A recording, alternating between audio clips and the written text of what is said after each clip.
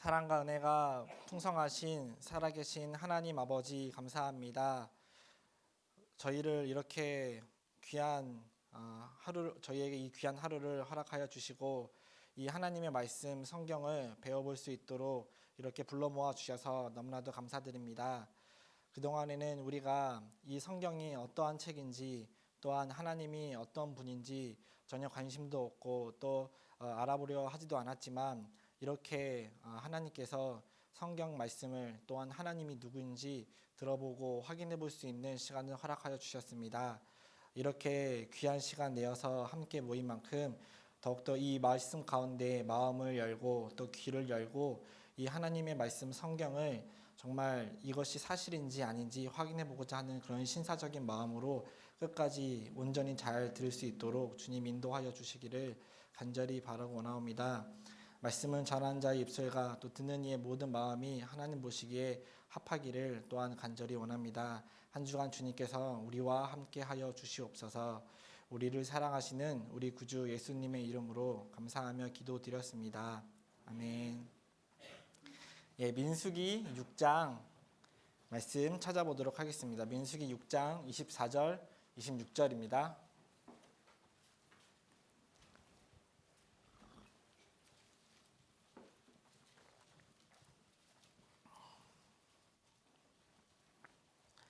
민수기 26장 24절입니다.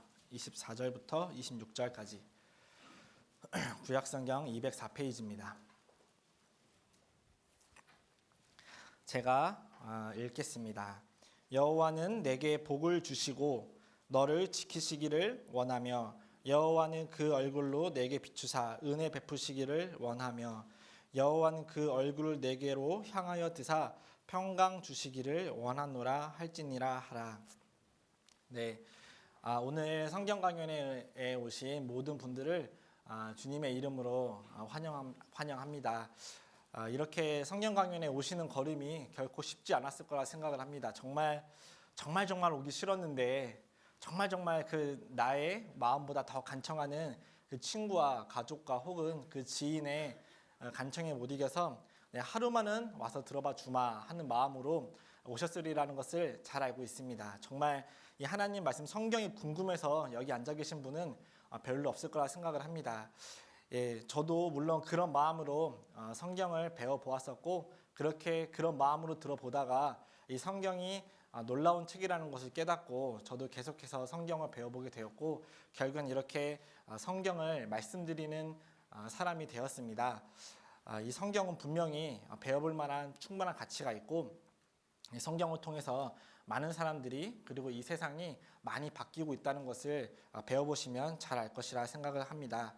그리고 성경을 배워보자고 했던 그 근본적인 이유가 뭐냐면 우리 교회 교인이 되라고 내 친구가 우리 지인이 나를 여기 앉아놓은 것이 아니라 하나님께서는 우리 여기 계신 모든 각인들에게 말씀을 주시고자 하는 것들이 있습니다. 그것이 뭐냐면 복이라는 거예요. 하나님은 우리 각인에게 복을 주시기를 원한다고 되어 있습니다. 민수기 6장 24절에 여호와는 내게 복을 주시고 너를 지키시기를 원하며 여호와는 그 얼굴로 내게 비치사 은혜 베푸시기를 원하며 너무나도 제가 이 말씀을 좋아한 나머지 저희 담임 목사님께서 이 말씀을 줄여서 여원이라고 해서 저희 셋째 딸 이름을 여원이라고 이름 지어 주셨습니다.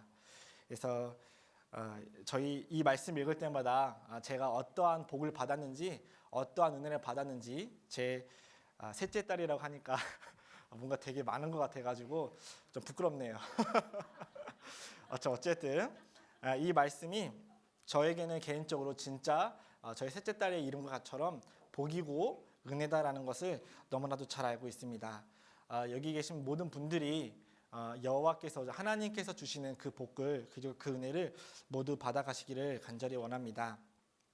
그리고 이번 성경 강연의 목적은 말씀드린 대로 우리 교회 신자가 되거나 우리 교회에 출석해 달라고 우리 교회에 와서 헌금 좀 해달라고 봉사 좀 해달라고 저희가 이런 자리를 마련한 것이 아닙니다.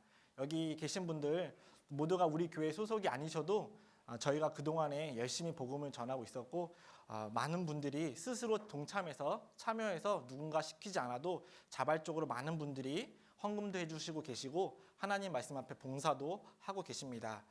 우리 처음 들어오신 그 모든 분들이 내가 있어 이 교회에 장사하는 것처럼 생각하셔서는 절대 안 된다고 말씀드리고 싶습니다. 우리는 뭔가 아쉬워서 전하는 것이 아니라 하나님께서 원하시는 것들이 있는데 그것이 우리만 알기에는 너무나도 중요하고 소중한 것이기 때문에 그것을 함께 나누고자 이렇게 아무것도 바라지 않고 와서 제발 앉아서 말씀만 들어봐 달라고 그렇게 부탁을 드린 겁니다. 꼭 저희의 이런 그 마음을 그런 세상의 잘못된 종교들의 그런 모습으로 치부하지 않아 주셨으면 좋겠습니다. 요즘 젊으신 분들은 기독교를 별로 안 좋아하시고 성경을 하나님을 별로 안 좋아하신다는 것을 저도 잘 알고 있습니다. 하지만 왜 안 좋아하는지 그리고 무엇이 나를 그렇게 기분 나쁘게 했는지는 저는 알 수 없지만 성경에 하나님이 여러분 각인들에게 나타나셔서 해코지를 하거나 그러진 않으셨을 거예요. 분명합니다. 그렇기 때문에 좀 마음의 문을 열고 이 말씀을 잘 들어봐 주시기 부탁드리겠습니다. 성경을 많은 똑똑한 과학자들도 이 성경을 믿고 하나님을 받아들였는데 그 중에 파스칼이라는 과학자가 있습니다. 파스칼 다 아시죠? 예, 한 분 아시나 봅니다. 예, 파스칼 다 아는데 아는 척 안 하신 거 알고 있습니다. 파스칼이라는 과학자가 그도 하나님을 믿었기에 하나님을 믿지 않는 다른 친구들에게 하나님을 소개시켜주고 하나님이 어떠한 분인지 알려주기를 원했습니다. 그래서 그 과학자는 과학자답게 아주 논리정연하게 하나님을 믿어야 하는 이유에 대해서 하나님을 알아봐야 하는 이유에 대해서 설명을 했는데요. 경우의 수라는 것을 생각해 보겠습니다. 신이 실제로 있을 경우와 신이 원래는 없을 경우, 자, 이 두 가지 경우를 두겠습니다. 그리고 이제 우리의 생각을 적어보겠습니다. 우리는 신이 존재한다고 믿었어요. 신이 존재한다고 믿었고 신이 존재하지 않는다고 안 믿었어요. 신을 믿지 않는 거예요. 자, 그랬을 때 신이 있다면 성경에 하나님이 실제로 살아계시다면 사람은 죽음이 끝이 아니고 그 이후에 천국과 지옥이 반드시 실제하고 실존할 수 있습니다. 실존합니다. 신이 있다라면 분명히 천국과 지옥이 있는데 신이 실제로 계시고 나는 신이 있다라고 믿었어요. 그리고 나는 신이 있다고 열심히 믿었는데 죽어보니까 신이 없는 거예요. 그러면 꽝이죠, 꽝. 아무것도 없습니다. 자, 신이 살아 계셨어요. 신이 진짜로 존재하셨는데 나는 신을 믿지 않고 그냥 죽었어요. 하나님을 믿지 않고 그냥 죽었을 때 어떻게 될까요? 네, 바로 지옥에 가게 됩니다. 지옥. 신이 계셨을 때 내가 그 신을 믿지 않았으면 우리는 지옥에 가야 됩니다. 그런데 내가 신이 있지 않다라고 믿었어요. 그래서 죽었는데 실제로 죽어보니까 신이 안 계셨어. 그래도 꽝이죠. 아무것도 없어요. 아무 이득이 없이 그냥 무로 끝나게 됩니다. 신이 없다라면 아무것도 얻을 것이 없이 그냥 무로 돌아가는 거예요. 그런데 만약에 신이 있다면 내가 신의 존재를 믿지 않고 죽었을 때는 큰 낭패를 본다는 거예요. 자, 우리가 이런 경우의 수를 따져봤을 때 어떻게 하는 게 가장 현명할까요? 신이 존재하거나 존재하지 않거나 어쨌든 내가 죽으면 아무것도 얻을 게 없어요. 그런데 만약에 신이 존재한다면 우리는 적어도 이 신의 존재를 믿고 죽는 게 이득이라는 거예요. 그렇지 않아요? 우리가 오늘부터 배우고자 하는 그 신은요, 우리가 성경의 하나님이라고 부릅니다. 그 하나님은 성경을 통해서 정말로 살아계신 것을 제가 증거를 보여드릴 거예요. 눈에 보이지 않아도 하나님은 얼마든지 증거가 있습니다. 그래서 우리는 오늘 신이 정말 살아계시고 정말 우리는 어떠한 선택을 할 것이냐, 내가 신을 끝까지 믿지 않고 죽을 것이냐, 아니면 중간에 마음을 바꿔서 그래 혹시 몰라 계실 수도 있어. 그러니까 한번 믿어볼까? 하고 그런 열린 마음을 가지고 말씀을 들어보실 건지 선택해 주셨으면 좋겠습니다. 우리는 모든 인생 속에서 선택의 기로에 서서 살고 있잖아요. 그래서 이번 성경 강연에도 그 선택의 기로에서 현명한 선택을 하실 수 있도록 도와드리려고 합니다. 꼭 이 하나님의 존재에 대해서 저희가 무조건 그냥 믿으십시오 막 그렇게 외치는 것이 아니라 정말로 이 하나님이 살아계시다는 것을 내가 어떻게 확인해 볼 수 있느냐, 그리고 이 하나님은 어떻게 나에게 이 성경을 통해서 말씀할 것이냐 한번 생각해 보시기 바랍니다.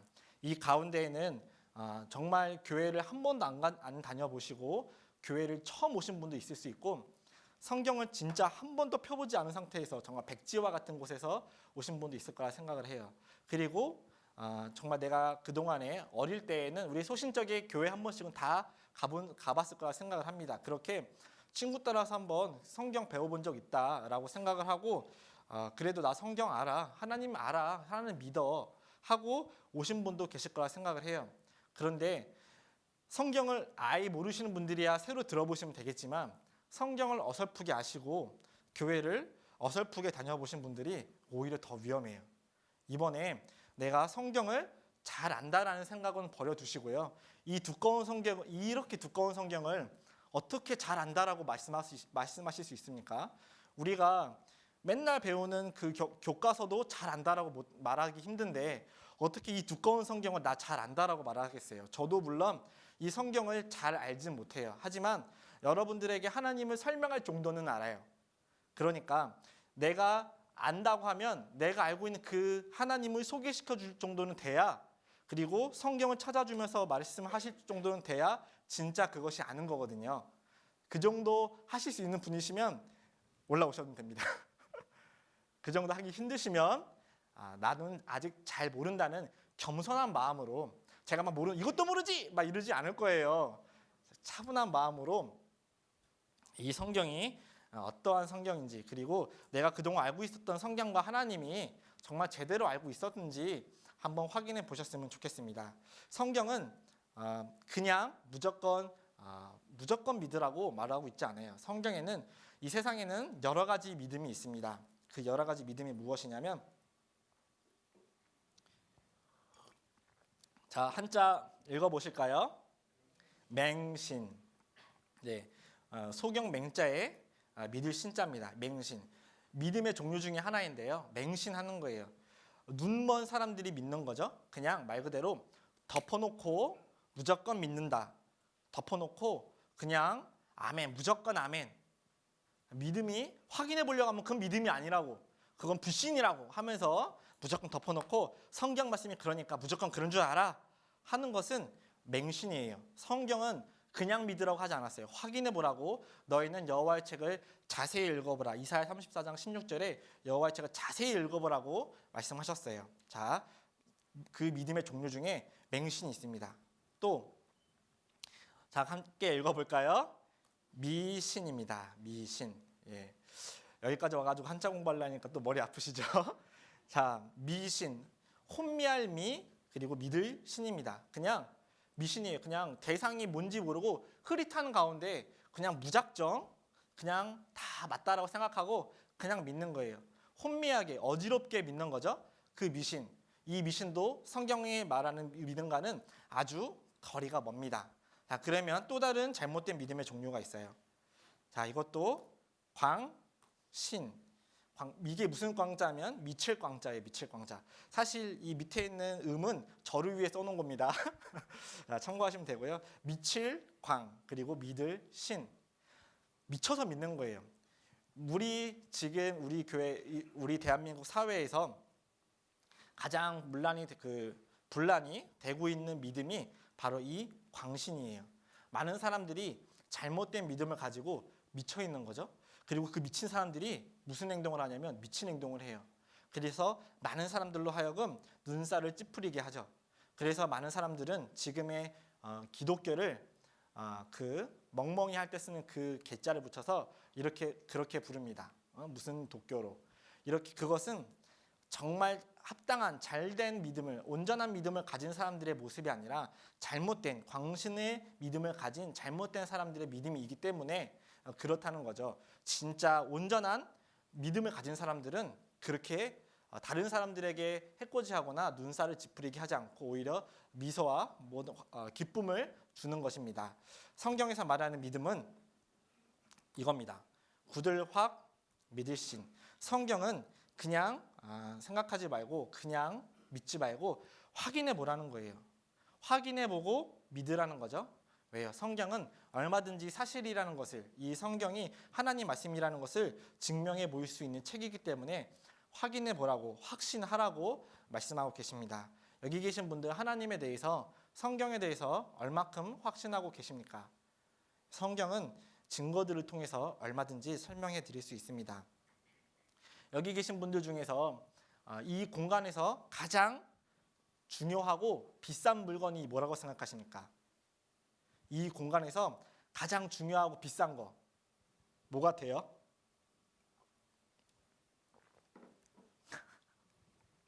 대답 안 하시기로 하셨죠? 예, 접니다. 저한테는 이 공간에서 제가 제일 중요해요. 맞지 않습니까? 여기 계신 분들 그러면 각자를 두고 생각하셨을 때 이 공간에서 가장 중요하고 비싼 거 뭐예요? 나잖아요. 그렇죠? 이 공간에서 가장 중요하고 비싼 것은 바로 나예요. 그런데 나를 빼놓고, 우린 사람을 빼놓고 이 공간 안에서 의미 없이 있는 물건들이 있나요? 아무 존재 이유 없이 그냥 있는 거. 이 공간에서 왜 있는지 모르겠다 싶은 거 있으세요? 한번 쑥 둘러보세요. 우리 강당에서 이거 좀 필요 없겠는데 하는 거. 필요 없겠는데 하는 것을 뭐라고 부르냐면 쓰레기라고 불러요. 쓰레기. 그렇죠? 그 쓰레기는 목적을 상실한, 목적을 다한 물건을 일컫는 말입니다. 그렇다면 이 공간 안에 아무 목적과 의미 없이 둔 것은 없다는 거예요. 여기 있는 제 노트북도, 그리고 제가 지금 타는 목을 축이기 위해서 마시는 이 물도, 떠는 거 보이시죠? 자, 이 물도, 그리고 여기에 있는 의자도, 그리고 여러분들이 입고 있는 옷도, 빨대도 다 존재 이유와 목적이 있이 여기 함께 있는 거예요. 그런데 이 공간에서 가장 중요하다고 일컬어지는 사람이 자기의 목적을 알고 있느냐? 내 인생의 목적을 정확하게 알고 계신 분 혹시 계세요? 내 인생의 목적을 정확하게 알고 계신 분. 내가 왜 살고 있는지, 왜 태어났는지. 생일 때마다 듣는 그 노래 있잖아요. 왜 태어났니?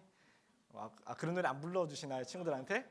죄송합니다. 저는 많이 불렀는데 제 친구들이 저한테도 많이 불러줬어요. 저는 왜 태어났는지 알고 있어서 그때마다 나는 전도하기 위해 태어났어 라고 말했을 때마다 친구들이 돌아오는 욕을 한 바가지로 먹었던 기억이 납니다. 자, 여기 계신 분들 정말 왜 태어나셨습니까? 왜 태어난지 안다면 왜 사는지도 아시는 것일 거고, 왜 사는지 알면 내 인생의 목적이 무엇인지도 알 거라 생각이 들어요. 많은 분들이 인생의 목적을 잃고 왜 사는지도 모르고 그냥 시간이 흘러가는 대로 살고 있습니다. 그렇지 않으세요? 내가 무언가 목표는 두고 있을 수는 있겠어요. 목표가 내 인생의 목적은 아니잖아요. 내가 어떤 대학에 들어가기 위해서 공부를 한다. 어떤 직장에 들어가기 위해서 공부를 한다. 그것은 목표입니다. 내가 삼성전자에 들어가기 위해 태어난 것은 아니잖아요. 내가 대기업에 취업하기 위해서 태어난 건 아니잖아요. 내가 결혼하기 위해서 태어난 것도 아니잖아요. 우리는 그 인생의 목적을 찾아보려고 해도 스스로는 아무도 찾을 수 없다는 거예요. 그렇다면 내 부모님에게, 나를 낳아주신 부모님에게 물어보시면 그 부모님은 내가 왜 태어났는지 나를 낳아주셨으니까 아시겠죠? 죽이지 못해서 낳았다. 이렇게 대답해 주시면 정말 비참하겠죠? 자, 그런데 부모님도 사실 왜 살고 계신지 부모님도 몰라요. 부모님의 부모님도 모릅니다. 사람은 이렇게 중요하고 가치 있는 사람은 자기의 인생의 목적과 가치를 전혀 모르고 살아요. 사람들은 그저 이렇게 말합니다. 왜 사냐고 물어보면 많이 인생에 대해서 생각해 보신 분들은 행복하기 위해서 산다라고 말씀하십니다. 맞는 말인 것 같아요. 그렇다면 행복하기 위해 태어났다. 행복이 목적이다. 그렇다면 어떻게 행복입니까? 무엇이 행복입니까? 돈 많이 벌면 행복합니까? 좋은 직장 가지면 행복해요? 저처럼 애 많이 낳으면 행복한가요? 네. 어떻게 행복하십니까? 애 많이 낳으신 분들? 자, 행복합니다. 행복한데 근데 그것이 목적이 되진 않아요. 그 행복도 사람이 많으면 다사다난하잖아요. 그 사람이 많으면 사건 사고가 많기 때문에 걱정할 거리도 반대로 많이 있어요. 자, 그런데 많은 사람들이 행복하기 위해서 무엇인가 열심히 해보려고 노력은 해요. 그냥 살 수 없으니까. 자, 인생은 어릴 때부터 죽을 때까지 자기의 인생과 목적을 모르고 아무튼 무엇인가에 힘들게 끌려서 살아가고 있습니다. 이거 한번 보도록 하겠습니다.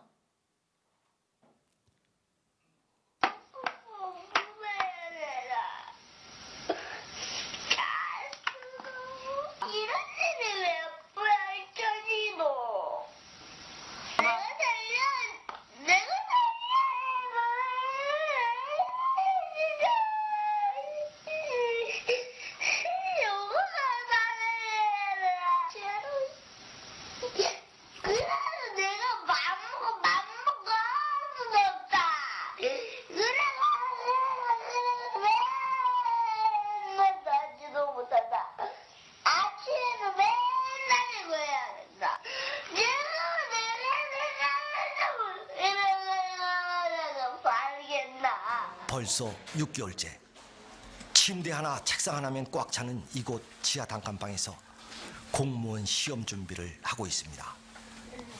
네, 일주일에 한 번씩 슬럼프가 와요. 아까운 나이에 여기 지하에 처박혀서 맨날 공부하고 맨날 똑같은 아침에 일어나면 밥 먹고 공부하고 또 점심에도 밥 먹고 공부하고 또 저녁에도 밥 먹고 공부하고 공부하다가 갑자기 슬퍼지고 막 책 보다가 울 때도 있고 그렇고 있죠. 왜 눈물이 그렇게 납니까? 네? 그냥 솔직히 지금 나이가 재밌게 학교 다녀도 되잖아요. 그냥 나도 연애도 하고 싶고 예쁜 옷 입고 다니고 그냥 학교 생각 없이 다닐 수도 있는데 대학교 졸업한다고 해서 그 미래가 보장되는 게 아니잖아요. 실적이 너무 저조해가지고 우리 특수팀에서 이렇게 만나게 됐는데 네, 먼저 우리 김철우 과장. 예. 보유 고객 수가 530명인데 지금 근무 몇 년 했어? 너 그래가지고 너네 아들 둘 먹여 살리겠니? 어? 너 요즘 애들 맨날 술 먹고 다니냐? 술 끊었어? 그게 뭐야 이게? 어? 지난달에 3대 팔았잖아. 3대 팔아가지고 세 식구 먹어 살려? 할머니 만약에 다시 태어나면 할아버지랑 또 살고 싶으세요? 할아버지랑 안 살고 싶어. 왜요? 더 좋은 남편하고 살아야지. 이때까지 살았는데 다시 태어나서 더러고 영감하고 살아. 다음에 다시 태어난다 그러면은 할머니랑 같이 사시고 싶으세요? 어떠세요? 나는 그런 생각 있지. 할머니는 다시 태어나면 할아버지랑 사시겠어요? 나 죽었으면 죽었지 안 살아. 나는 절대로 한 꼴차로 안 갈라요. 이 꼴차로 하면 저 꼴차로 하지 안 갈라요. 그럼 그냥 마음대로 된다요. 그러더만 가서 같이 사는 수는 또 죽어서 주지 이해를 써야 싶어서 그러지. 같이 가면 또 그러고 다녀. 예, 남자분들 잘하십시오. 이런 소리 듣지 않도록. 어린아이부터 청년 그리고 중년, 노년에 이르기까지 많은 사람들이 이것이 제가 특별한 영상을 보여드린 것이 아니라 우리네 일반적인 인생의 모습이잖아요. 나의 어렸을 때의 모습, 그리고 지금의 내 모습, 그리고 앞으로 조만간 있을 내 모습, 그리고 10몇, 20몇 년, 30몇 년 후에 일어날 내 모습에 대해서 생각해 보았습니다. 그러면 우리가 이렇게 인생을 살기 위해서 태어났다고 하기에는 우리 인생은 너무나도 슬퍼요.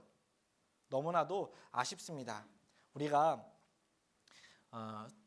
아프리카에 가보면 스프링벅이라고 하는 일명 톰슨가젤이라고 하는 사슴이 사는데 그 톰슨가젤이라는 그 사슴은 어떤 특징이 있냐면 자기가 어떤 풀을 먹고 있는데 뒤에 있던 동료가 와서 또 앞에 있는 풀을 먹으면 자기가 그것에 그것보다 더 많은 좋은 풀을 먹기 위해서 또 앞으로 나갑니다. 이렇게 서로 경쟁하듯이 점점점 앞으로 가다가는 왜 앞으로 뛰는지조차도 모르는 상태에서 계속해서 전력 질주하게 됩니다.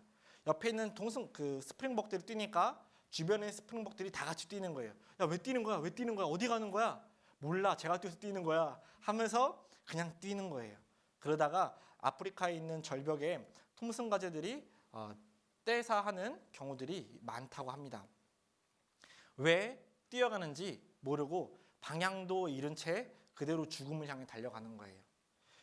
이 TV에서 제가 얼마 전에 광고를 봤는데 이런 카피라이터가 있더라고. 광고 카피라이터에 인생은 속도가 중요한 게 아니고 방향이 중요한 것이다.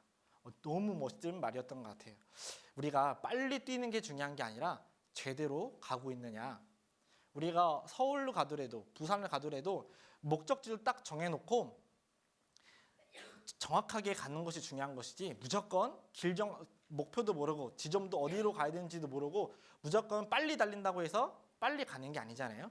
방향이 중요하다는 거예요. 그런데 요즘 젊으신 분들은 요즘 세대는 그 방향을 너무나도 쉽게 잃고 살아가고 있는 경향이 많이 있는 것 같습니다. 요즘에 어른들이 젊은 분들에게 하시는 그 말이 있는데 3포 세대라는 별명이 있습니다. 3포 세대. 3포 세대가 뭔지 아세요? 네, 세 가지를 포기하고 살고 있는 세대다. 3포 세대라고 부릅니다. 3포 세대가 뭐냐면 연애, 결혼, 출산 이 세 가지를 포기하고 살고 있다고 합니다. 결혼과 출산은 몰라도 아직 연애는 포기하지 않으셨죠? 아닌가요?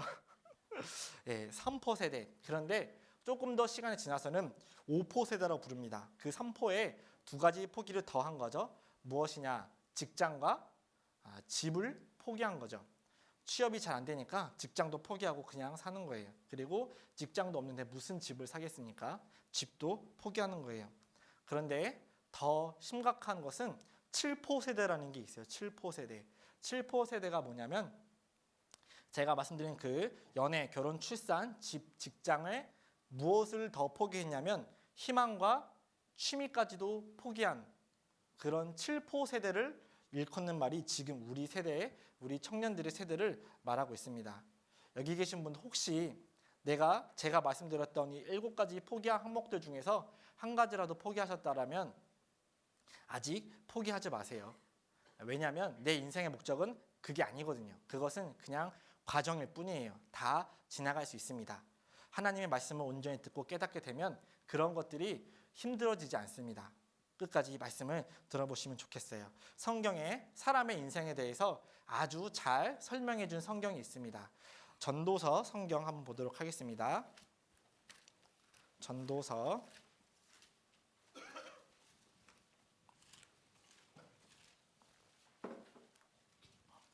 2장입니다. 전도서 2장 25절 제가 읽겠습니다. 먹고 즐거워하는 일에 누가 나보다 승하랴. 이 전도서를 쓴 사람은 솔로몬이라는 왕입니다. 이스라엘의 세 번째 왕이기도 하고 인류 역사상 가장 똑똑했던 왕이다라고 일컬어지는 그 솔로몬이 지은 성경인데요. 그 똑똑했던 솔로몬, 모든 부와 권력을 거머쥐었던 그 솔로몬이 인생 말년에 성경을 하나 적었는데 그것이 전도서입니다. 그리고 그의 고백은 먹고 즐거워하는 일에 누가 나보다 승하랴. 나처럼 많이 놀고 나처럼 많이 먹어보고 나는 나처럼 해보고 싶은 거 다 해본 사람 있으면 나와보라 그래. 솔로몬은 자기가 얼마나 위대한 사람인지 스스로 이렇게 말하고 있습니다. 그런데 솔로몬이 전도서에 한 자기 인생의 고백은 꼭 해피엔딩이지는 않았어요. 전도서 1장 8절도 한번 보겠습니다. 솔로몬이 얼마나 많은 것들을 누렸는가 잠깐 보겠습니다. 은과 금과 왕들의 보배와 여러 도의 보배를 쌓고 또 노래하는 남녀와 인생들의 기뻐하는 처와 첩들을 많이 두었노라. 내가 이같이 창성하여 나보다 먼저 예루살렘에 있던 모든 자보다 지나가고 내 지혜도 내게 여전하여 무엇이든지 내 눈이 원하는 것을 내가 금하지 아니하며 무엇이든지 내 마음이 즐거워하는 것을 내가 막지 아니하였으니 이는 나의 모든 수고를 내 마음이 기뻐하였음이라. 이것이 나의 모든 수고로 말미암아 얻은 분복이로다. 솔로몬은 자기가 살고 있을 때 자기 눈에 보기 좋아 보이는 것들을 다 얻었고 다 마음대로 할 수 있었고, 그리고 예루살렘에 지나간 왕들보다 자기가 더 훌륭하고 더 많은 것들을 누렸다라고 고백하고 있습니다. 하지만 이 솔로몬은 전도서 1장 2절에 그 답을 말하고 있어요. 제가 다 해보니까 다 이렇더라, 이렇게 말하고 있습니다. 전도서 1장 2절입니다. 같이 읽겠습니다. 전도자가 가로되 헛되고 헛되며 헛되고 헛되니 모든 것이 헛되도다. 사실 솔로몬은 결론부터 내려놓고 말하고 있는 거예요. 자기가 이렇게 말할 수 있었던 이유는 다 해봤기 때문에, 그래서 자기는 이렇게 말할 수 있었다라고 말하고 있습니다. 솔로몬이 2장 1절에 보면 이렇게 말하고 있어요. 하나님이 자기에게 시범적으로 다 주셨다라고.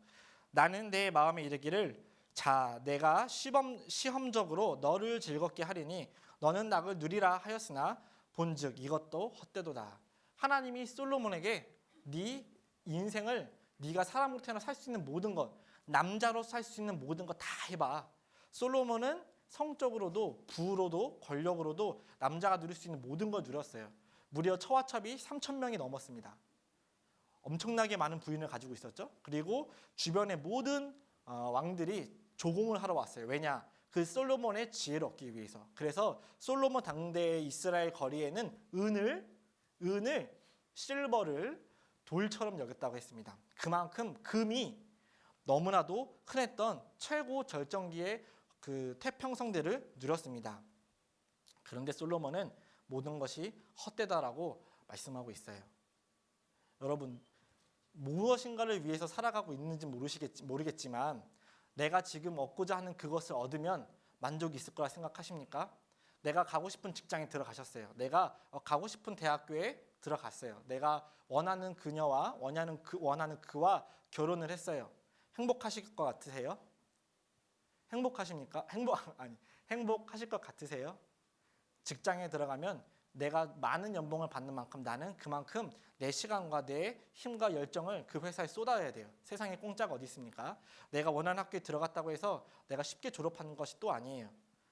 그리고 내가 결혼을 했다고 해서 무조건 행복한 것은 또 아니에요. 많은 사람들이 결혼하면 행복할 줄 알고 결혼을 합니다.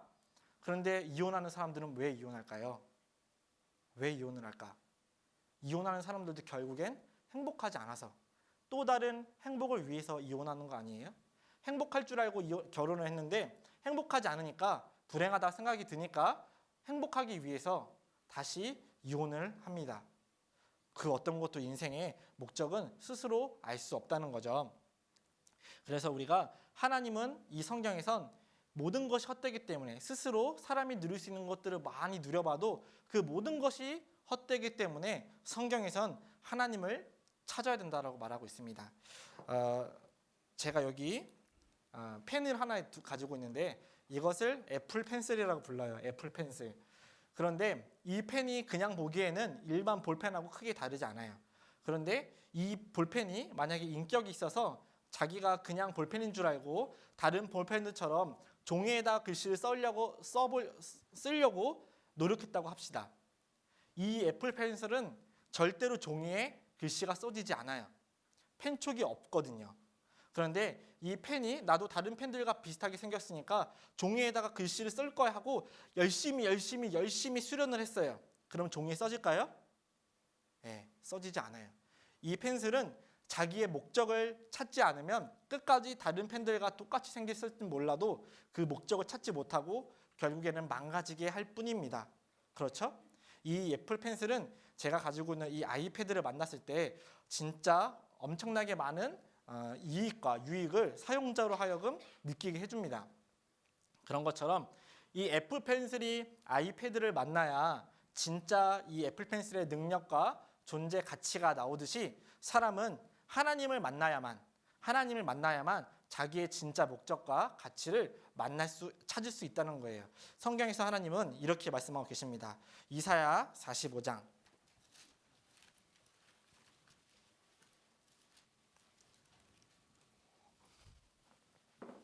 이사야 45장 5절 6절입니다. 제가 읽겠습니다. 나는 여호와라. 나 외에 다른 이가 없나니 나밖에 신이 없느니라. 너는 나를 알지 못하였을지라도 나는 내 띠를 동일 것이요 해 뜨는 곳에든지 지는 곳에든지 나밖에 다른 이가 없는 줄을 무리로 알게 하리라. 나는 여호와라. 다른 이가 없느니라. 성경의 하나님은 이렇게 아주 단호하게 나밖에 없다라고, 다른 이는 없다고 하나님은 분명히 말씀하고 계십니다. 이 세상에 하나님 말고는 참신은 없습니다. 그것을 설명해 드리기 위해 지금까지 설명을 이제 앞으로 계속 해드릴 것인데요. 우리는 그렇다면 내 인생의 목적을 나를 창조하시고 나를 만드셨다고 하는, 그리고 내 인생의 목적과 이유를 알고 계시다는 그 하나님에 대해서 한번 생각을 해봐야 합니다. 이런 말이 있습니다.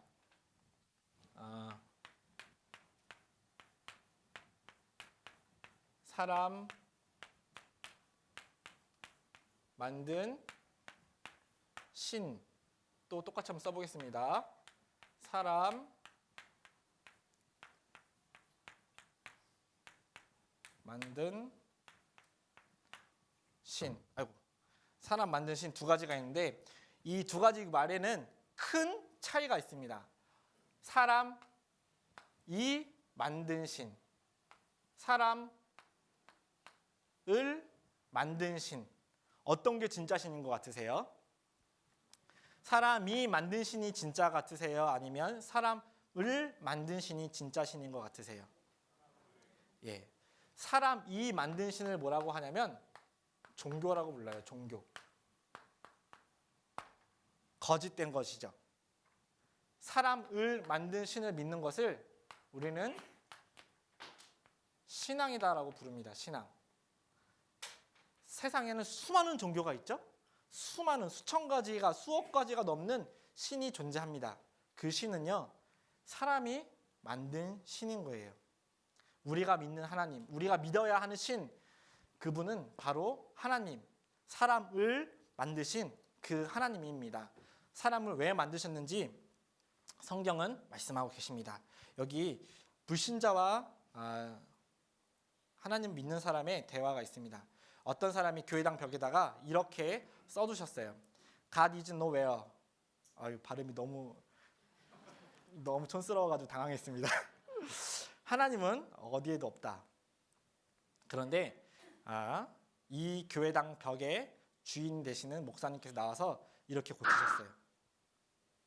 짠. God is now here.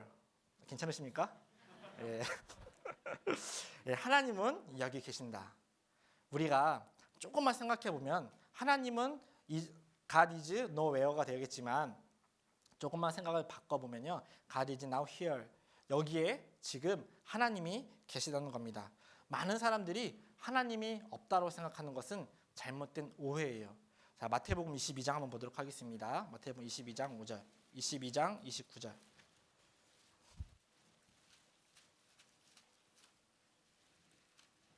(22장 29절)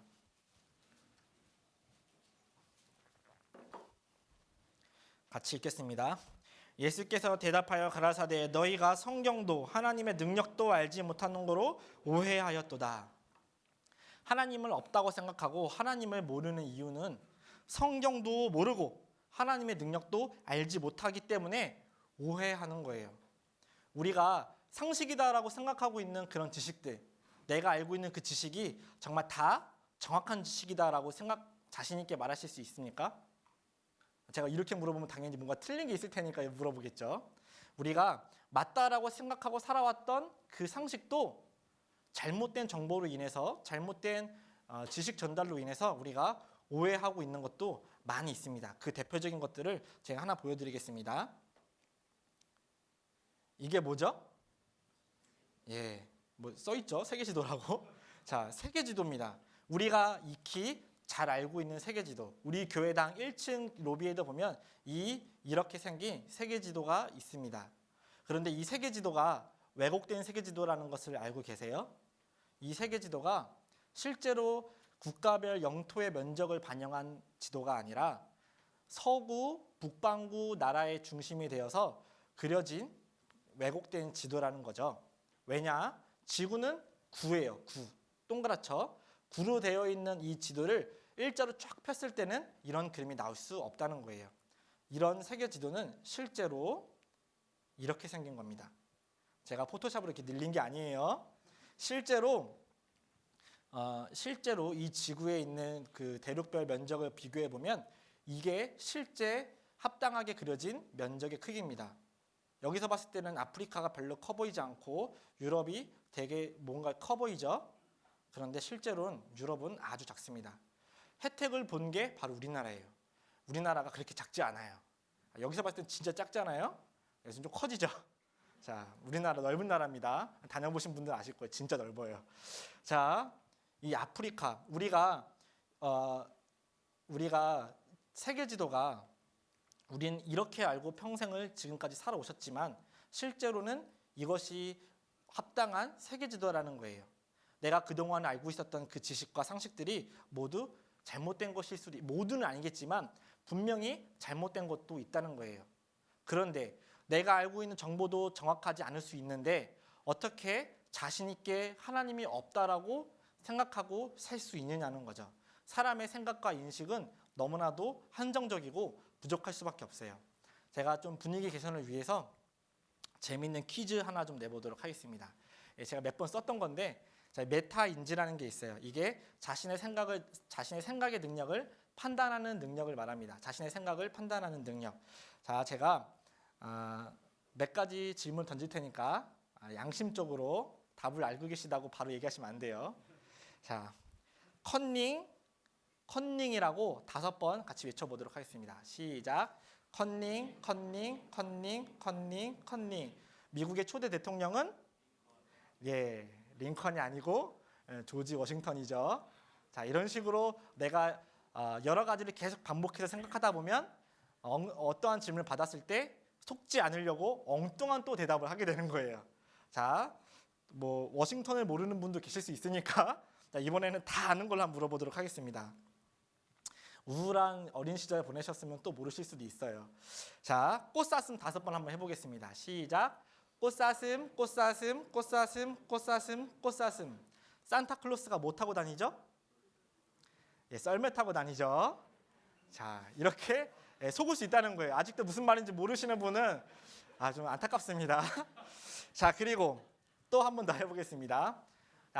닌자 거북이 5번 해볼게요. 시작. 닌자 거북이. 세종대왕이 무슨 배 만드셨죠? 예. 대단하시네요. 세종대왕은 아무것도 안 만드셨죠.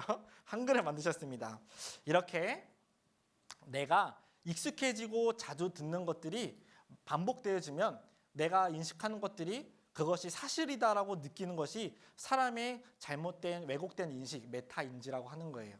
우리가 이렇게 몇 가지 테스트만 받아도 금방 나는 잘 틀리고 그리고 생각보다 아는 게 별로 없고 그렇게 생각할 수 있지만 이 하나님이 그렇게 정보도 없이 지식도 성경도 모르는 상태에서 하나님을 모른다라고 하는 것은 너무나도 편협된 생각을 가지고 잘못된 생각을 가지고 있다는 거예요. 우리가 하나님을 알기 위해선 내 마음속에 잘못된 개 2마리를 쫓아내야 돼요. 잘못된 개가 뭐냐면 바로 편견과 선입견. 네. 동정이 웃음도 안 주시네요. 됐습니다. 이제 됐어요. 자, 우리 마음속에 하나님을 바로 알기 위해선 편견과 선입견이란 잘못된 개를 쫓아내야 돼요. 그러면 좋은 개 1마리가 들어오게 될 겁니다. 그 좋은 개는 백문이 불여일견. 자, 무슨 말인지 또 모르죠? 무슨 말인지 몰라서 못 드시는 거잖아요. 자, 우리가 직접 눈으로 확인해 보면 믿을 수 있다는 거예요. 100마디 말보다 한 번 보는 것이 더 좋다는 겁니다. 제가 성경에 나온 하나님에 대해서 잠시 소개시켜 드리겠습니다. 요한복음 4장 24절입니다.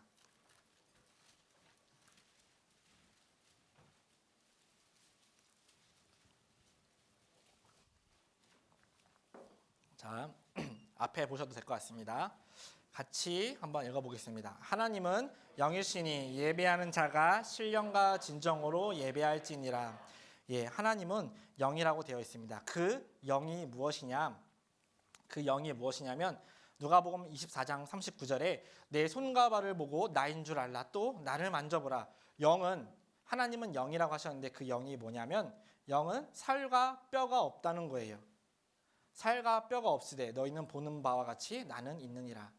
하나님은 영이신데 살과 뼈가 없죠? 그러니까 보이지 않아요. 살도 뼈도 없는데 어떻게 보이겠습니까? 하나님은 눈에 보이시는 분이 아니라는 거예요. 또 볼 수도 없는 분이라는 겁니다. 디모데전서 6장 16절에 오직 그에게만 죽지 아니함이 있고 가까이 가지 못할 빛에 거하시고 아무 사람도 보지 못하였고 또 볼 수 없는 자신이. 하나님은 아무 사람도 보지 못하고 볼 수도 없어요. 만약에 내가 하나님께 계시를 받았다, 하나님이 내 꿈에 나타나셨다 하면 그 사람은 이미 귀신이거나 죽은 사람이거나 거짓말을 하고 있는 거예요. 하나님을 보고 살 자가 아무도 없다라고 하나님은 말씀하고 계십니다. 그 보이지 않는 그 하나님을 그러면 우리가 어떻게 알 수 있느냐? 눈에 보이지 않는 하나님을 알 수 있는 방법이 분명히 있습니다. 그것이 바로 지금 우리가 배우고 있는 이 성경인 거예요. 하나님은 이 성경을 통해서 자기 자신을 나타내 보셨습니다.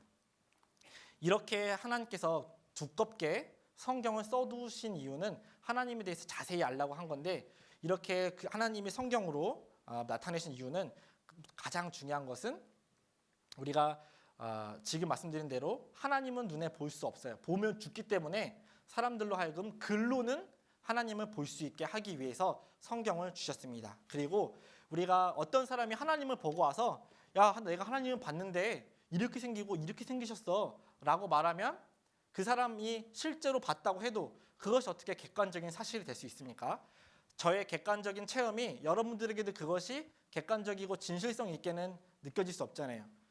저희 어머니의 김치찌개는 세상에서 제일 맛있습니다. 저에게는 진리예요. 그런데 여러분에게는 안 그럴 수 있잖아요. 제 경험이 다른 사람들에게도 똑같이 적용될 수는 없어요.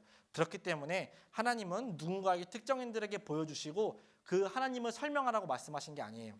하나님은 그 개인적인 체험은 객관적이지 않기 때문에 이 글로써 자신을 자세하게 설명하고 계십니다. 그리고 우리가 어떠한 중요한 계약을 할 때, 어떠한 중요한 문서를 처리를 할 때는, 어떤 일을 처리할 때는 다 문서화시키잖아요.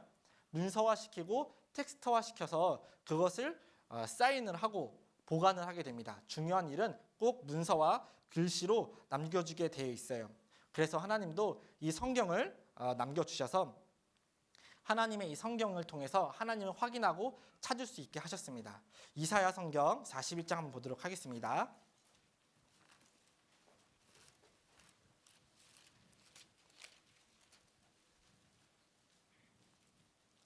이사야 성경 41장 21절 22절입니다.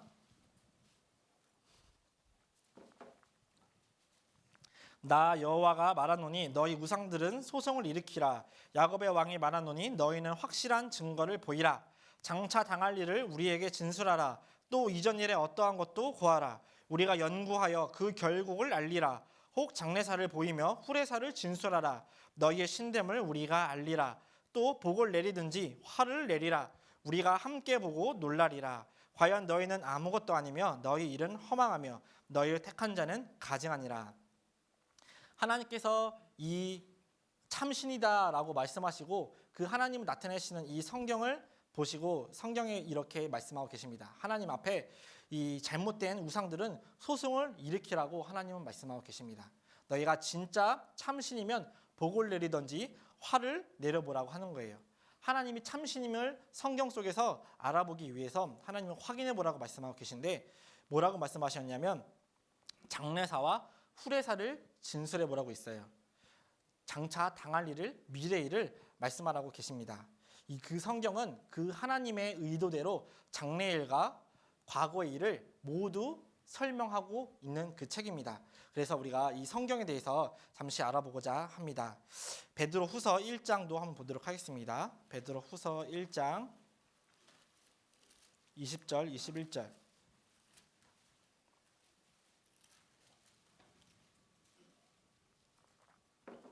제가 또 읽겠습니다.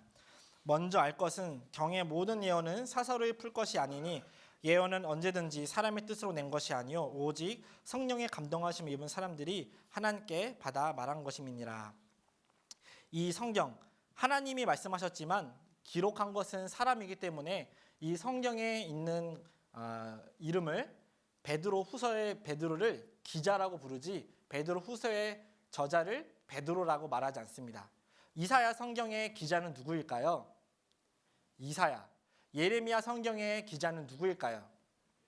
예레미야입니다. 그러면 민수기 성경의 기자는 민수일까요? 네, 민수가 아니죠. 민수기의 기자의 이름은 모세입니다. 모세. 그래서 우리가 알고 있는 그 모세, 홍해바다를 가른 그 모세는 창세기, 출애굽기, 민수기, 창세기, 출애굽기, 레위기, 민수기, 신명기를 적은 모세 오경을 적은 그 모세를 우리는 기자다라고 부르고 있습니다. 그 하나님께 받아 말한 그 받아 적은 이 성경에 대한 정보를 말씀드리고자 합니다. 여기에 보시면 이 성경에는 수없이 많은 하나님의 말씀을 적었다는 증거가 나옵니다. 여호와께서 모세에게 이르시되 너는 이 말들을 기록하라. 하나님의 말을 기록하라는 거죠.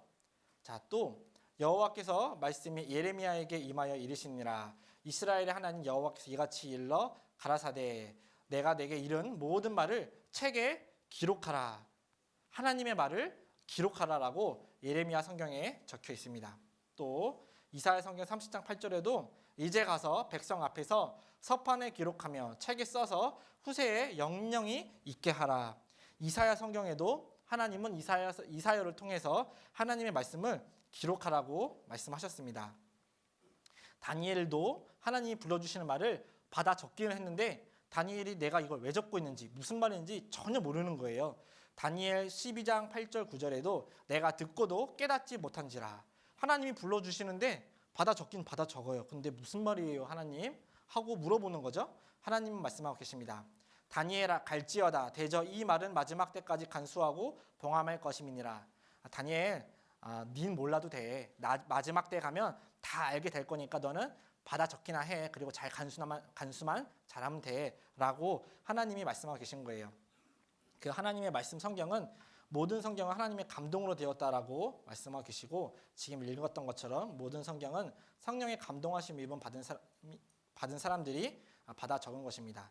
성경의 유래는 이렇습니다. 지금 우리가 2019년도로 살고 있고 2019년의 기준은 바로 예수 그리스도가 태어난 것을 기점으로 서기와 기원전을 나눠지잖아요. 그 기원전을 BC 그리고 예수님 태어나신 이후를 AD 아노 도미니 해서 서기 2019년을 우리가 살아가고 있습니다. 자, 성경은 지금으로부터 3,500년 전, 즉 BC 1500년경에 쓰여졌고 그리고 예수님이 태어나신 이후 약 100년 동안 쓰여졌습니다. 그래서 총 성경이 기록된 기간은 1600년이고 성경을 기록한 많은 사람들은 구약 성경은 39권, 신약 성경은 27권, 합쳐서 총 66권의 전서가 있는 것이 지금 우리 눈앞에 있는 성경 전서라고 부르게 됩니다. 성경은 39, 27 이렇게 해서 외우기도 쉽게끔 하나님이 구분해 주셨습니다. 성경을 기록한 기자들은 약 40여 명, 1600년간 쓰여진 성경 책이기 때문에 한 사람이 계속해서 기록할 수가 없죠. 수많은 사람들이 약 1200년간에 걸쳐서 성경을 적었습니다. 1200년간이라고 했던 이유는 중간에 400년 정도는 하나님이 아무 성경도 기록하지 않으셨던 기간이 있어요. 그래서 성경이 실제로 기록된 지필 기간은 1200년간 됩니다. 기록한 장소는 예루살렘, 지금의 중동 지방이죠. 그리고 신약 성경은 로마 지역에서 많이 기록되었습니다. 저자는 말씀드린 대로 하나님이십니다. 그리고 기록한 내용은 인류 역사의 시작부터 인류 종말의 끝까지 하나님이기 때문에 아까 말씀드렸던 것처럼 하나님이시기 때문에 인류의 후레사와 인류의 장래사를 다 말할 수 있어야 된다는 거예요. 하나님이기 때문에 성경은 모든 것을 말할 수 있어야 합니다. 그렇죠? 그래서 이 성경에 대해서 말씀을 드리면 성경은 특별한 책인데요. 세상에서 가장 많이 팔린 책입니다. 성경은 세계 판매 1위 인쇄물이다.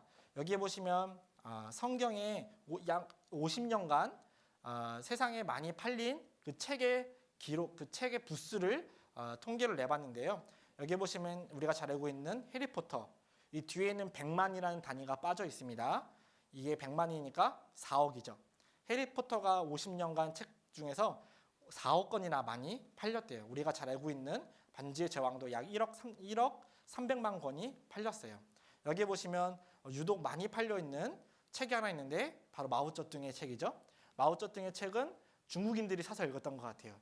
중국에서만 사서 읽었는데도 전 세계에서 읽은 것보다도 많다는 걸 확인해 볼 수 있습니다. 얼마나 사람들이 많이 사는지 중국 대단합니다.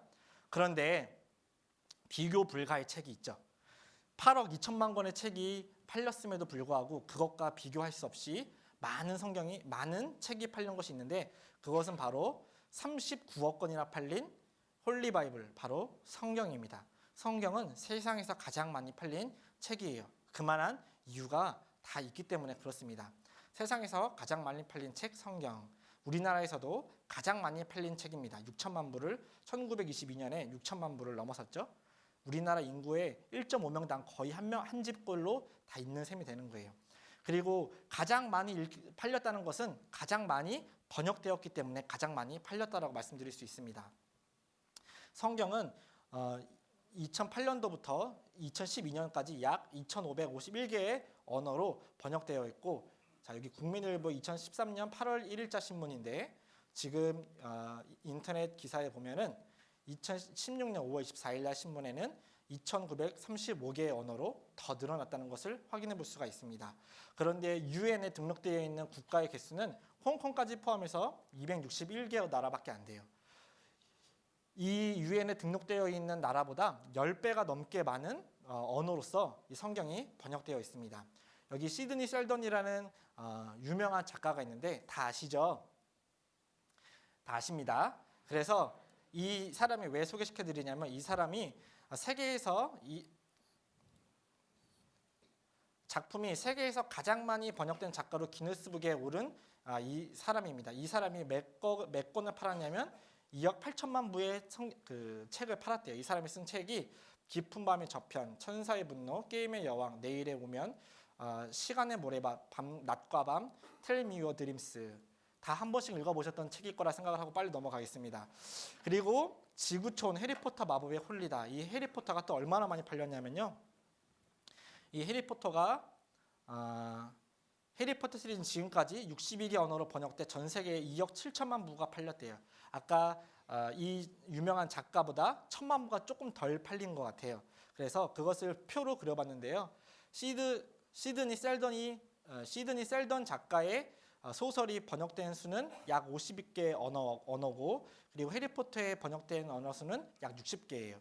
그런데 성경은 여기와 비교조차 되지 않기 때문에 이렇게 많이 적혀 있습니다. 이것이 2008년도 자료인데 이렇게 성경은 압도적으로 많은 번역이 되어 있고 많은 분들에게 읽혀졌습니다. 그리고 그 성경의 영향력은 어마어마합니다. 이 성경은 인류 최고의 책이라는 칭호를 가지고 있을 뿐만 아니라 성서에 대한 기본적인 이해가 없으면 세계의 역사와 철학, 문학, 음악, 미술, 영화, 세계 문화사회 전반에 걸쳐서 깊은 파악이 불가능하다. 지금 우리가 누리고 있는 이 문명 자체가 서구 문명이잖아요. 그 서구 문명의 근간을 이루고 있는 것이 바로 성경이다라고 말하고 있습니다.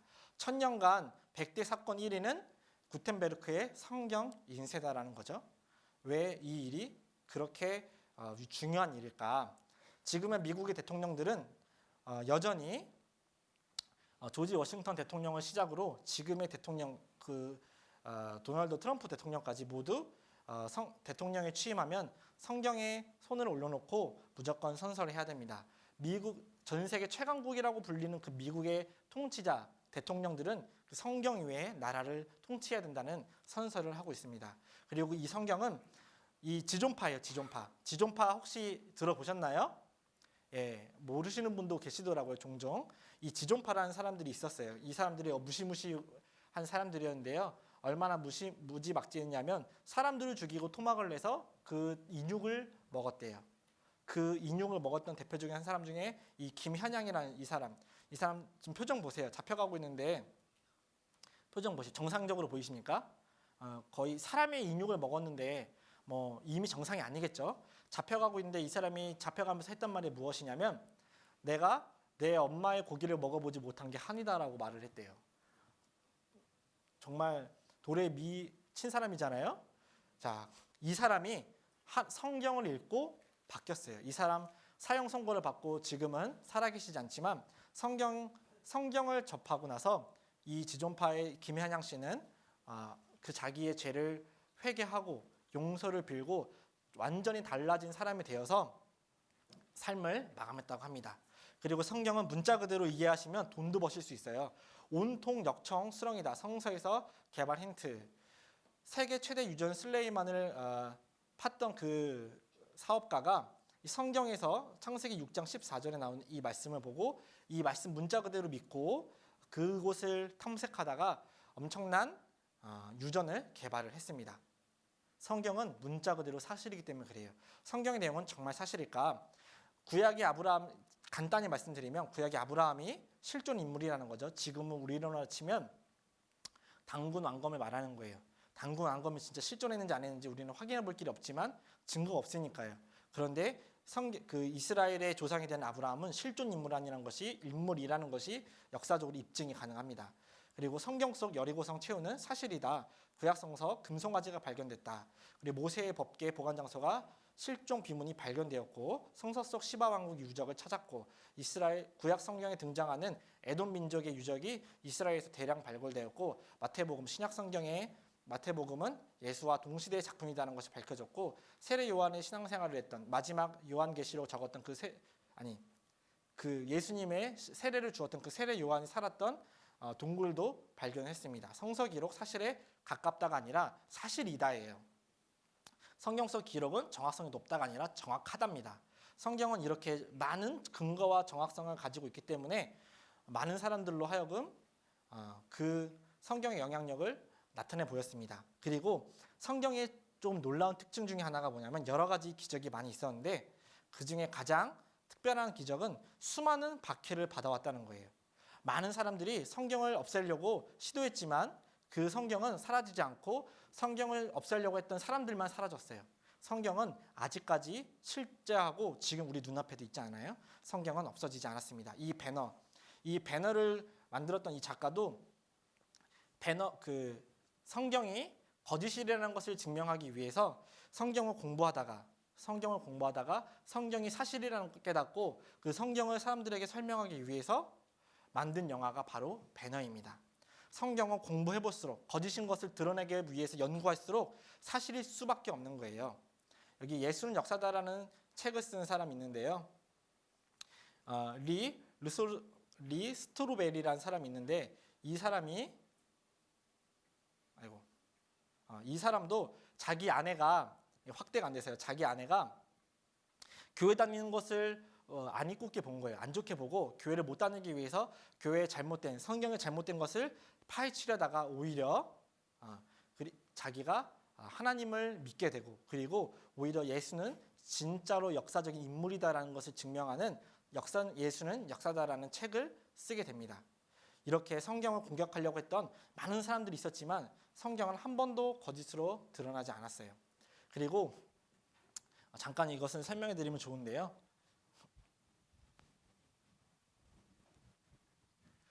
성경이 많은 사람들로부터 공격받은 이유는 단순합니다. 왜냐? 너무 정확하고 틀림이 없었기 때문에 그런 거예요. 성경은 아까 제가 말씀드린 대로 예수님이 태어나시기 1500년 전 BC 1500년경에 쓰여졌죠. 지금 우리가 살고 있는 2019년부터 약 3500년 전입니다. 3500년 전. 3500년 전의 성경이고 성경은 아까 말씀드린 대로 AD 100년에 써졌어요. 그런데 우리가 지금 보고 있는 이 성경이 정말 이때 써진 성경이 맞는가? 그것을 확인해 보기 위해서는 다른 사본을 비교해 봐야 돼요. 그런데 우리가 사해사본이 발견되기 전까지 가장 성경의 원사본과 가까웠던 시기가 바로 AD 900년. AD 900년에 발견된 마소라 사본이 있었어요. 마소라 학파라는 사람들이 성경을 보관하고 그들이 이 성경을 필사했는데 이 마소라 사본이 우리가 보고 있는 성경과 같았어요. 그래서 우리 많은 성경학자들은 이 사본을 가장 중요한 사료로서 생각을 했습니다.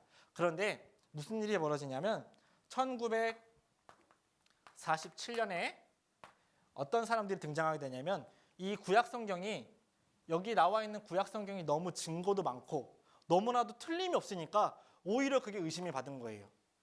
왜 이렇게 정확하지? 왜 이렇게 맞아? 오히려 그게 더 의심스러운데? 하면서 이 마소라 사본이 사실은 편집되었다. 미리 써놓은 것이 아니라 지나간 일을 나중에 다른 기록을 보고 적어놓은 것이다. 그렇게 공격을 하기 시작했어요. 하지만 그 믿음을 가지고 있던 기독교 신앙인들은 그것이 잘못되었다라고 말했지만 그것을 증명할 증거는 없었어요. 증거 대봐. 마소라 사본이 틀리지 않았다는 증거를 대봐. 했는데 하나님께서는 이사야 성경 34장 16절에 말씀하셨듯이 하나님의 신이 이것들을 모으셨고 그의 신 이것들을 반대로 읽었네요. 이것들을 명하셨고 그의 신 이것들을 모으셨다고 돼 있어요. 하나님의 책을 명하시고 모으셨어요. 1947년에 등장한 그 성경을 부인했던 그 사람들은 1947년에 등장한 사해사본으로 인해서 함께 자기들의 학설과 사라지게 됩니다. 왜냐하면 BC 사해사본의 판독 결과 BC 100년경에 쓰여진 사본이라는 것이 밝혀지게 돼요. 무려 마소라 사본과 1000년 정도의 시간차가 나죠. 그러면 이 마소라 사본보다 1000년 전의 성경이 지금 우리가 보고 있는 성경과 같을까? 많은 학자들이 확인해 본 결과 한 치의 오차도 없이 99.95%가 똑같다라는 것을 발견하게 됩니다. 그래서 이 마소라 이 1947년에 등장한 성경이 틀렸다고 주장한 사람들은 사라지게 돼요. 자기들의 학설과 함께. 그리고 그 성경의 사본의 발견은 인류 역사 20세기 최고의 발견 중에 하나로 일컬어지고 있습니다. 그 사해사본이 바로 여기에 보시는 쿰란 동굴에서 발견되게 됩니다. 1947년 쿰란 동굴에서 이 성경이 사해사본이 발견되게 됩니다. 그때 발견된 사해사본의 원본들입니다. 사해사본의 발견, 성경이 후대 몇몇 사람들이 고쳐진 것이 아닌가 하는 의혹이 불식되다. 그때 발견되었던 두루마리 사본들입니다. 쿰란 종파가 살았던 마을, 이 쿰란 동굴에 그 성경을 숨겨두었던 그 쿰란 종파가 살았던 동네가 발굴되었다는 것을 이제 신문기사 보여주는 것이죠. 사해사본 2000년간 품에 간직한 성지가 됐다. 이 바로 쿰란 동굴입니다. 여기 이것을 영상으로 잠깐 보도록 하겠습니다. 현존하는 가장 오래된 성경인 사해사본 진본이 처음으로 국내에 선보였습니다. 문호철 기자가 전합니다. 2000년 전 양피지의 손으로 쓴 구약 성경 사해사본 중 이사야서 주에서입니다. 유대교의 한 유파가 생활했던 사해 근처 집터에서 60년 전에 발견된 성경으로 메시아의 도래를 예언했습니다. 바로 이곳이 사해사본이 발견된 쿰란 사동굴을 재현한 곳입니다. 그리고 이것이 바로 사해사본이 발견된 항아리입니다. 사해사본의 발견은 성경 역사에 큰 획을 그은 20세기의 경이로 평가됩니다.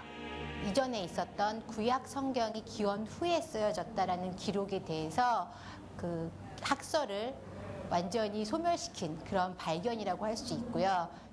이스라엘과 요르단 사해사본이 기존의 잘못된 학설을 완전히 소멸시켰다고 되어 있죠. 과학이 발달할수록 성경은 더욱더 확실히 하나님의 말씀이고 결코 편집되지 않았다는 것이 더 증명이 되었는데 또 다른 특별한 과학적 성과가 있었는데 바로 엔게디 사본의 판독이었는데요. 엔게디 사본이 뭐냐면 말 그대로 엔게디라는 지역이 있었어요. 그 엔게디라는 지역에 발견된 사본이 하나 있었는데 그 양피지로 만들어진 그 사본이 불에 그을려 가지고 만지기만 해도 피려고만 해도 다 부스러져서 가루가 되어 버릴 것 같은 그런 완전 이제 최악의 상황에 사본이 발견된 거예요. 그래서 이것을 펴보지도 못하고 그대로 두자니 이게 무슨 내용인지 알 수는 없고 그렇다고 없애자니 안 되고 그렇게 몇 년간을 10몇 년간을 두었다가 현대 과학이 그것을 해독해내게 됩니다. 그 불에 탄 두루마리를 펴보지 않고도 해독할 수 있는 능력이 우리 현대 과학이 발견하게 되는 거예요. 그것도 한번 보도록 하겠습니다. 과학에 의해서 성경은 더 확실히 정확하다는 것을 미국 분석되고 연구팀이 있습니다. 불에 타버린 양피지 두루마리를 컴퓨터 기술로 해독하는 데 성공했습니다. 오래된 책을 펴지 않고 읽는 기술도 개발됐는데요. 첨단 기술이 이제는 고대 역사 자료의 가치를 되찾아주는 길잡이가 되고 있습니다. 이동은 기자가 보도합니다. 석탄처럼 까맣게 타버린 양피지 두루마리. 1970년 이스라엘 엔게디 지역에서 발견된 고대 성경입니다. 조금만 건드려도 부서질 것 같아 그동안 해독이 불가능했는데 불에 탄 지 1500년 만에 그 내용이 밝혀졌습니다. 미국 연구팀이 잉크에 쓰인 금속 성분이 엑스레이를 투과하면 반짝인다는 사실을 이용해 문자를 복원하고 3D 스캔으로 가상의 공간에서 두루마리를 펼쳐 읽어낸 겁니다. We started to imagine that we might be able to take the most badly damaged things and completely unwrap them using only the imaging, not any kind of physical process. 이렇게 얻은 히브리어를 분석한 결과 이 성경은 기원 후 300년 정도에 만들어진 구약 성서 레위기로 밝혀졌습니다. 이처럼 완전히 망가진 고대 자료뿐만 아니라 오래된 책을 펴지 않고 읽을 수 있는 기술도 개발됐습니다. 자, 기원 후 300년경에 레위기라고 편독되었다고 했죠. 마스터라 사본이 AD 900년경이었는데 그것보다 600년 전에 있던 레위기 성경이 지금 우리가 보고 있는 성경과 또 똑같았어요. 성경은요 전혀 편집되지 않고 과학이 발달할 때마다 성경은 더욱더 정확하고 확실한 책이라는 것을 증명해 줄 뿐입니다. 우리가 이런 성경을 여러 가지로 사실이라는 걸 증명해 볼 수가 있는데 간단한 말로 성경은 성경을 증명해낼 수 있어요.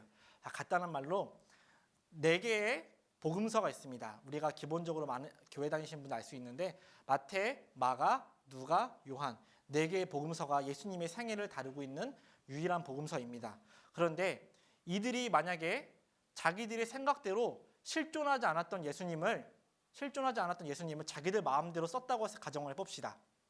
그러면 사람이 쓸 수 있는 선의 극치를 쓴다 해도 실제로 예수님이 하셨던 이 사복음서에 나온 그 선을 절대 적을 수가 없어요. 뺨을 때리면 오른뺨 땀을 맞으라 그 대라고 그 정도는 쓸 수 있을지 모르겠지만 7번씩 70번이라도 참으라는 말은 쓸 수 없어요. 그리고 죽은 사람을 살렸다, 바다 위를 걸었다, 안진뱅을 일으켰다, 그리고 예수님이 하셨던 그 수많은 놀라운 기적들, 그것들이 어떻게 사람이 상상해서 쓸 수 있습니까? 사람이 상상해도 예수님이 하신 그 일에 대해서 그만큼의 선은 쓸 수가 없어요. 실제로 예수님이 그 정도 선을 보여주셨기 때문에 그것을 본 사람들이 적은 거예요. 사람이 아무리 혼자 똑똑하게 상상을 해도 예수님이 한 선을 절대로 기록할 수가 없어요. 성경은 성경 자체만으로도 하나님의 말씀이라는 것이 분명합니다. 그리고 성경에 예수님이 진짜 얼마나 확실하고 실존하고 성경이 얼마나 정확한 것인지 제가 변증해드리고 싶은데요. 자, 여기 보시면 예수님에 대한 변증법이 있습니다. 예수에 관한 기록, 역사적 신뢰성이 있는가? 많은 사람들이 예수에 관한 기록을 믿지 못하겠어요. 성서의 예수의 생애는 모두 꾸며낸 얘기잖아요. 이런 말에 대해서 하나하나 논박해 보도록 하겠습니다. 성서에 기록된 내용이 역사적 신뢰성이 과연 있는가? 이 신약 성경에 대해서 의문을 품는 이들에게 역사적으로 성경은 이렇게 말하고 있습니다. 일반 역사의 역사적 신뢰성 어떻게 뒷받침될까? 성경책 외에 다른 기록들, 다른 역사책들은 그것이 어떻게 사실로 받아들일 수 있을까? 4가지 기준이 있습니다. 구전 전승의 기간이 필요 있어야 되고 원본과 필사본의 시간 간격, 그리고 사본의 개수, 사본들 간의 일치성, 이 4가지가 확인이 돼야 합니다. 자, 그러면 구전전승의 기록부터 한번 확인해 보도록 하겠습니다. 구전전승의 기간. 역사적 인물의 생애 혹은 가르침이 문서로 기록되기 전에 입에서 입으로 전해지는 구전전승 기간을 말하고 있습니다. 구전전승 기간이 짧을수록 당연히 그 내용은 변하지 않고 역사적 사실이 맞겠죠. 자, 그런데 우리나라의 기준으로 두었을 때 구전전승의 기간이 우리나라는 BC 2333년에 단군이 나라를 세우셨다고 되어 있는데 그것이 기록된 것은 AD 서기 1281년 삼국 2년에 삼국유사에 기록되게 됩니다. 구전전승 기간이 무려 3600년간. 이게 정확하다고 할 수 있을까요?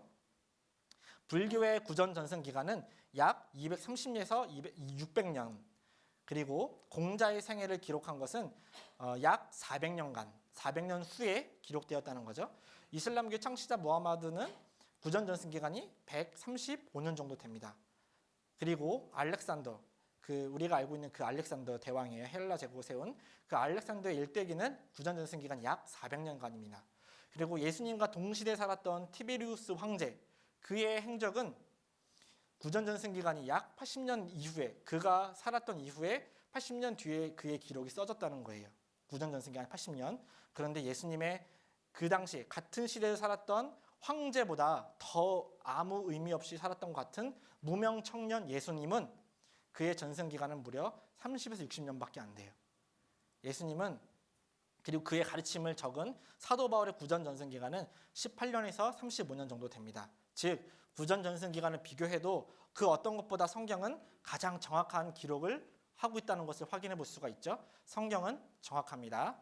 그리고 자, 두 번째, 그리고 예수의 원본과 필사본의 간격. 구전전승의 기간을 마치고 그것을 원본으로 누군가 적겠죠. 그것을 다른 문서에 또 옮겨 적게 됩니다. 그 원본과 필사본의 간격, 그 간격은 또 가까울수록 정확하겠죠. 자, 그 필사본의 간격 한번 확인해 보도록 하겠습니다. 타투스 연대기는 고대 원본과 필사본의 간격이 1000년이고 시저, 우리가 잘 알고 있는 시저, 그 원래 이름이 뭐였더라? 카이사르. 감사합니다. 그 카이사르의 이름이 시저인데 그가 살았던 당시에 원본과 고대 필사본의 간격은 900년. 그리고 나머지 호모 알리도 500년, 플라톤의 사부국은 400년. 신약 성경의 원본과 필사본의 간격은 300년인 거예요. 이렇게 따져봐도 신약 성경은 너무나도 다른 책들에 비해서 그 구전 전승 기간, 원본과 필사본의 간격이 다른 역사적 책들보다도 더 정확하다는 것을 우리가 확인해 볼 수 있습니다. 신약 성경 전체는 300년 이내, 요한복음 일부는 30에서 50년 차이가 나고 사복음서의 일부와 사도행전은 200년 정도 차이가 난다고 합니다. 그리고 사본의 개수는 성경은 이루 말할 것도 없죠.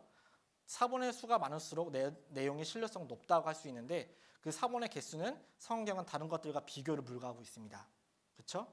시저의 길리기아 전쟁은 겨우 10개밖에 안 돼요. 하지만 성경의 신약 성경의 예수님에 대한 기록은요 24,000개가 넘습니다. 이 24,000개가 넘는 이 신약 성경 간의 일치가 얼마나 되느냐? 신약 성경은 24,000권이나 되는 신약 성경들 간의 그 정확성은 99.5% 일치하고 있습니다. 이것을 부인하시려고 하신다면 우리가 지금 알고 있던 그동안 배워왔던 모든 역사책도 다 부인하셔야 돼요. 성경은 사실이고 내용은 정확히 기록되었습니다. 성경은 전혀 틀림이 없어요. 이스라엘 사람들이 성경을 옮겨 적을 때 어떠한 모습을 적었냐면 하나님의 이름이 나오면 샤워를 하고 나와야 하고 그 이름이 오타가 있으면 그 글을 통째로 들어서 다시 써야 됐어요. 그리고 하나님이 글씨가 틀리면 완전 그 종이를 자체에 버렸어요. 이렇게 이스라엘 사람들은 자기들의 성경을 완전하고 완벽하게 고치지 않고 보존해왔던 거죠. 아까 쿰란 동군에 그들이 왜 거기다 그것을 숨겨놓았겠습니까? 자기들은 다른 민족들에게 멸망당하고 죽을지라도 자기들이 보관하고 있던 그 성경은 다른 이들로 하여금 공격받지 못하게 숨겨놨던 거예요. 그것이 1947년에 발견되었고요. 그리고 그 성경이 지금 우리의 성경과 전혀 다르지 않다는 것이 확인되었죠. 성경은 성경 그 자체만으로도 완벽하게 일치가 되고 있고 사실이다라는 것을 증명하고 계십니다. 네, 잠깐 여기까지 하고 5분 쉬었다가 다시 이어서 하도록 하겠습니다.